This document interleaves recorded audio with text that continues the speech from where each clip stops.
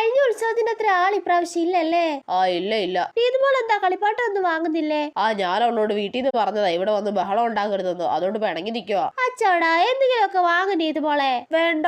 അപ്പുറത്തെ കടയിൽ കുറെ വെറൈറ്റി പാവകൾ കണ്ടോ? അത് വേണ്ടേ? വേണ്ട. എന്നാ അവിടെ ഐസ്ക്രീം ഉണ്ട്, ഐസ്ക്രീം വാങ്ങിക്ക്. വേണ്ട.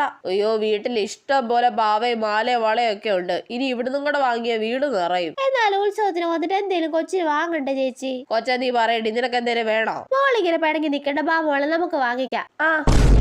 കൊച്ചാ നിനക്ക് എന്താ വേണ്ടേന്ന് നോക്ക്. മമ്മി ആ വലിയ പാവ മതി. അത് കൊള്ളാം, നല്ല പാവയാ. അത്ര വലിയ പാവയൊന്നും വേണ്ട. എന്താ ചേച്ചി, അത് വാങ്ങിച്ചു കൊടുക്ക്. ആ പാവയ്ക്ക് എത്ര പൈസയാ ചേച്ചി? അതിന് 1500. അയ്യോ 1500? വേണ്ട ഒന്നും വേണ്ട, വേറെ വാങ്ങാം. എനിക്ക് ആ പാവ തന്നെ വേണം മമ്മി, വാങ്ങിത്താ ആന്റി. അയ്യോ എന്റെ ചേട്ടൻ വിളിക്കുന്നുണ്ട് കേട്ടോ, ഞാനിപ്പോ വരാമേ. കൊച്ചിനെ പിരി കെട്ടിയിട്ട് അവള് മുങ്ങിയത് കണ്ടില്ലേ? മമ്മി വാങ്ങിത്താ. ഈ പന്ന കൊച്ചിന്റെ ഒരു കാര്യം, ഏത് സമയത്താണ് ഇതിനെ കൊണ്ട് വരാൻ തോന്നിയത്?